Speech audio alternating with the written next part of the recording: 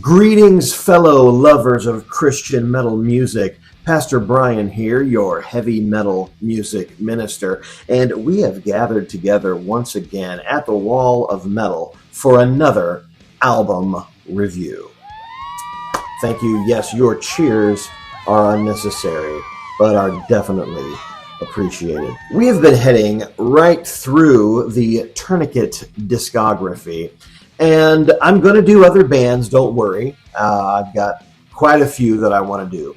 But at the moment, I've reached a decision point. I have reviewed Tourniquet's first 3 albums, and the decision is this. I could head on to their next full-length studio album, which is Vanishing Lessons, or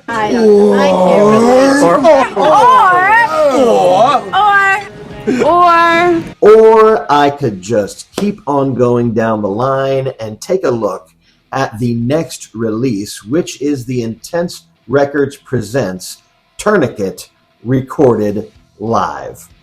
I've always been one for throwing caution to the wind and living life on the edge, so I've chosen to do the latter. So let's review the very rarely reviewed Intense Records Presents Tourniquet Recorded Live. That album title is a mouthful. In fact, I actually left something off. It says Volume 2. That's because it's part of a series of similar releases by Intense Records featuring different bands: Deliverance, Rose, Die Happy, and Mortal.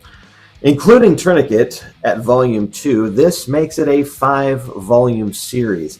The reason that I don't like Volume 2 being on the album artwork is strictly for neurotic reasons.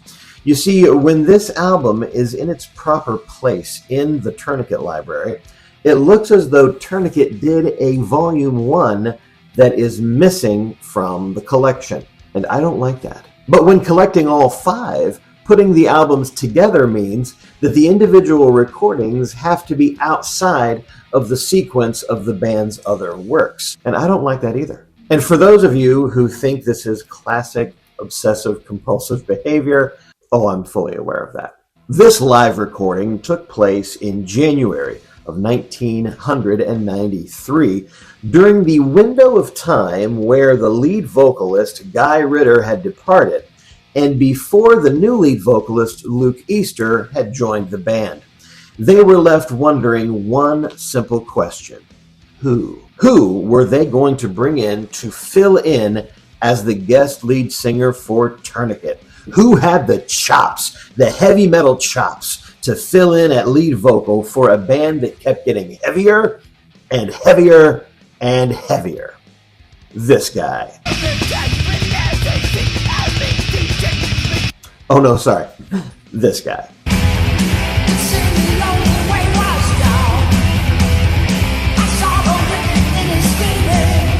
Les Carlson, who is a legend in the Christian music world as the lead vocalist of Bloodgood, was brought in as a special guest vocalist to fill in for this recording. Was that a good idea? Let's take a look at the tracks and find out. Track 1. Phantom Limb. Made popular by the previous record, Pathogenic Ocular Dissonance, Phantom Limb features Les Carlson's vocals exclusively, giving us an idea right away if he fits in with Tourniquet. I am going to take this moment to preface all of this with the fact that I respect Les Carlson and everything he's done for Christian metal music. I think he is an exceptional heavy metal vocalist. That being said, there is just something to be said about matching the style of a band with the right style of the vocalist, and I don't think that happened here. Musically, however, it was wonderful to hear this song that at that point in my life I had only heard on the album and one time live. It gave a raw live feel to it, even though it wasn't recorded in front of a live audience.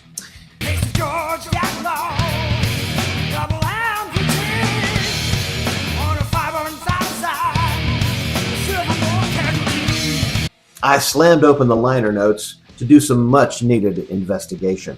Not only did I discover who the guest lead vocalist was, I saw that two members of one of my other favorite bands, the Swirling Eddies, were involved in this recording's production. Terry Taylor as executive producer and Gene Eugene as the engineer.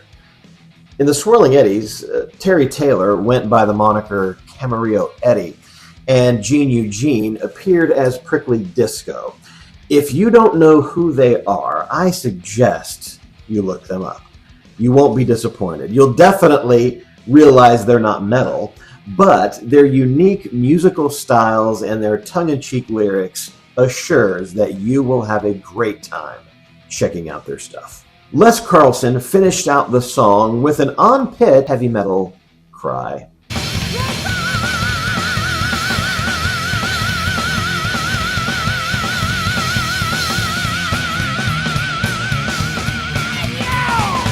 Track 2, medley of Arc of Suffering and Stereotaxic Atrocities.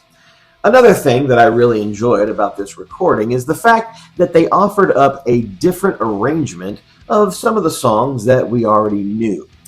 These two songs are Tourniquet's tunes that bring awareness to animal abuse from the albums Stop the Bleeding and Psychosurgery, respectively. This medley begins with an in-studio spoken word from someone saying, "We're hungry, Gary." We're hungry, Gary. I can't quite put my finger on who said it, but I do find it humorously ironic, or ironically humorous, take your pick, considering the song is about animal abuse, and one of the best things in the world to eat is animals. The two songs blend together nicely, pulling in the best elements of both songs together, making for a captivating medley. Gary's vocals are on point in this tuned-down version of the song, and in my opinion, this is the best vocal performance of a Tourniquet song that Les Carlson gives on this recording. The lead guitar offerings from Mendez and Lanier in this live setting proves to the listener that the talent of this band is for real, and that the amazing sound that they bring out isn't dependent on overdubs. Track 3, In Studio. This is the first of two clips on this live recording that features in-studio conversation from the band and other people that happen to be in the studio. Some words are hard to understand in the conversation, but it sounds like Gary is discussing playing a song with old guitars to see if it sounds bad by using the term "smells like a boiled carp." Can we hear back the tune with old guitars and see if it smells like a boiled carp? Is that good or bad? You're a carp Okay, fan? let's...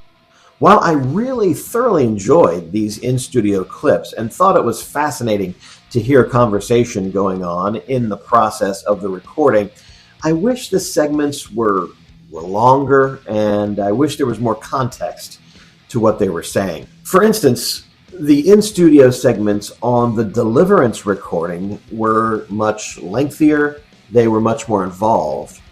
And with the Deliverance recordings, it really does feel like we are in the studio taking part in the shenanigans. I do believe something could have been done to make these in-studio tracks a little more fun and interesting. Nevertheless, I'm not one of nitpicking here. I did enjoy brief discussions and hearing how some people love carp. Track 4, Whitewashed Tomb. This track is the instrumental song from the Stop the Bleeding album. It's quite straightforward, letting everyone know that Tourniquet's talent when it comes to the guitar harmonies and the melodic lead work can be done while playing live. The song features the melodies that bring to the surface Ted Kirkpatrick's classical music influences.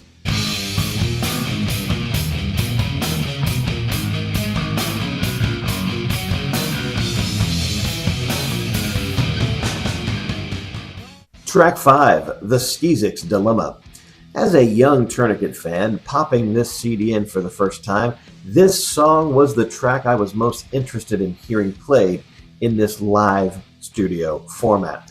Since the studio version has many various elements that take us on a thrill ride of emotions using a variety of instruments and styles, I was fascinated to hear how it would sound live in studio, and Tourniquet did not disappoint.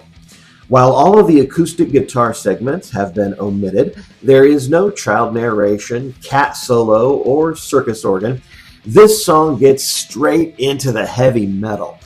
Gary, Victor, and Eric reproduce their vocal performances to perfection. Track 6, The Tempter. This track is a cover of a song originally done by the band Trouble. If you remember, Ted played drums with Trouble prior to Tourniquet, and I must say that I love this version of this song. For me, this tune came out of nowhere. I was not aware of the band Trouble. I had never heard the song before, but to hear that deep, powerful Tourniquet sound applied to a song written by technically a doom metal band, it really hit the sweet spot in my ear. The doom intro grabs your attention as a narration begins, letting you know exactly who the tempter is. The song then kicks into high gear, carrying you into the verses, where Gary Lanaire's vocal work is superb as he masterfully grooves through these heavy metal lyrics.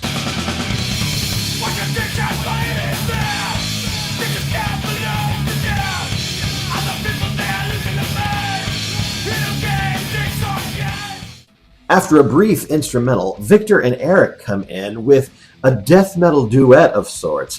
Victor sounds like the monster that's growling in the basement, while Eric takes on the role of the monster climbing up the stairs, reaching for your ankles. It's a cool little section of the song.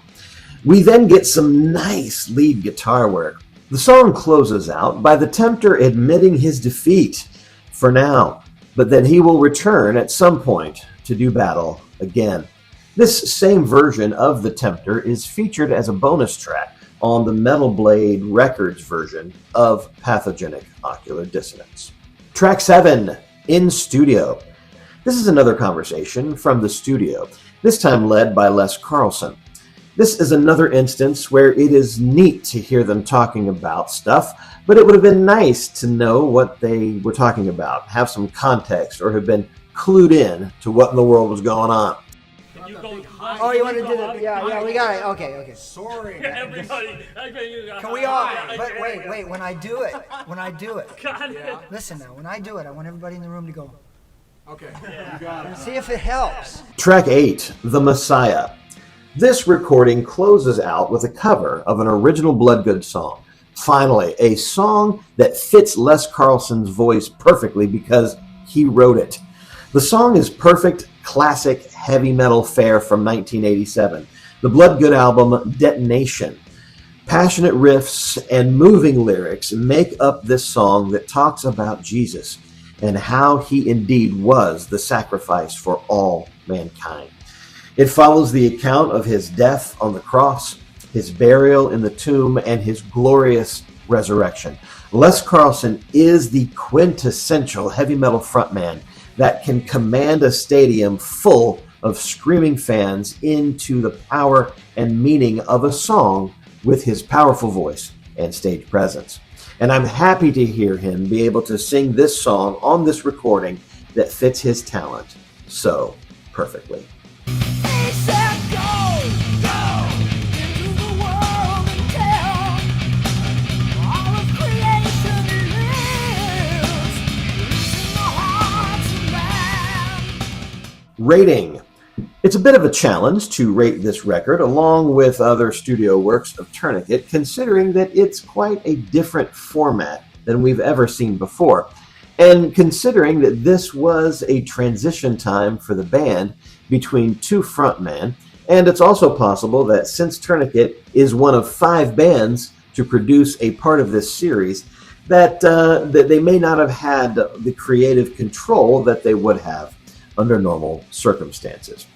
But still, taking all of that into consideration, I give Intense Records Presents Tourniquet Recorded Live, Volume 2, 3 boiled carps out of 5. This is the part of the video where I beg, please like this video, subscribe to this page. If you subscribe, I'll have one more subscriber. And if you share this video, the Lord only knows how many subscribers I could get. It would really tremendously help this channel. I'd like to take a moment to thank one of my church members who is a fellow Christian heavy metal fan for making me this really cool, absolutely fantastic Tourniquet sign. It lights up and everything. Thanks so much, Jeff. I really appreciate it. Well, that does it for me. I hope you enjoyed yourself, and I hope to see you again next time.